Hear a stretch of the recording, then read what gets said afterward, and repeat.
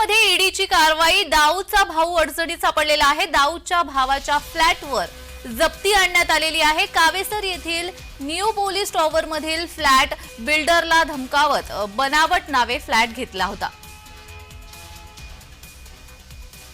ईडीने कारवाई केलेली आहे। दाऊदचा भाऊ त्यामुळे अडचणीत आलेला आहे। कावेसर येथील पोलिसांनी या फ्लॅटवर कारवाई केलेली आहे। बिल्डरला धमकावत बनावट नावे फ्लॅट घेण्यात आला होता। ठाण्यामध्ये ईडीने ही कारवाई केलेली आहे। दाऊदच्या भावाच्या फ्लॅटवर जप्ती आणण्यात आलेली आहे। तर बनावट नावे हा फ्लॅट घेण्यात आलेला होता। कावेसर येथील निओ पोलीस टॉवर मधील हा फ्लॅट आहे।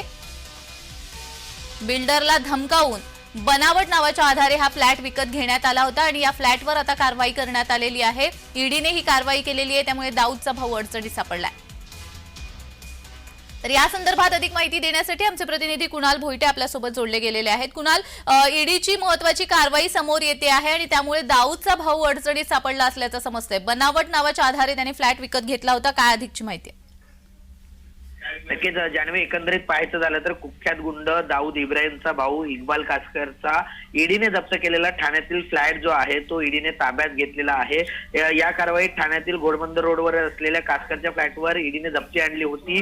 तो फ्लॅट आता ईडीने ताब्यात घेतलेला आहे। याबाबतची नोटीस देखील ईडीने त्याच्या फ्लॅटवर लावलेली आहे। एकूणच या संपूर्ण फ्लॅटची किंमत 75 लाख आहे। तर 2017ला इक्बाल कासकरने हा फ्लॅट बिल्डर सुरेश मेहता आणि त्याच्या फर्मदर्शन इंटरप्राइजेसला धमकावून घेतला असल्याचा त्यावरचे आरोप आहे। याबाबत ठाणे गुन्हे शाखा आणि खंडणी विरोधी शाखेत देखील गुन्हा दाखल होता आणि खंडणी धमकावणे, मनी लॉन्ड्रिंग आणि विविध गुन्ह्यांमध्ये इक्बाल कासकर सध्या कारागृहात शिक्षा भोगत आहे। तर धक्कादायक बाब म्हणजे ईडीने सील केलेला जो कासकरचा फ्लॅट आहे, या कासकरच्या फॅमिलीने 15 दिवसांपूर्वी सील तोडून घरात प्रवेश केला असल्याचं देखील तिथल्या सदस्यांकडून म्हटलं जात आहे। त्यामुळे आता ईडीने हा फ्लॅट ताब्यात घेतलेला आहे। तर पुढील कारवाई कशा प्रकारे होते हे पाहणं महत्त्वाचं असणार आहे। अगदीच धन्यवाद कुणाल, तुम्ही दिलेल्या सविस्तर माहितीसाठी।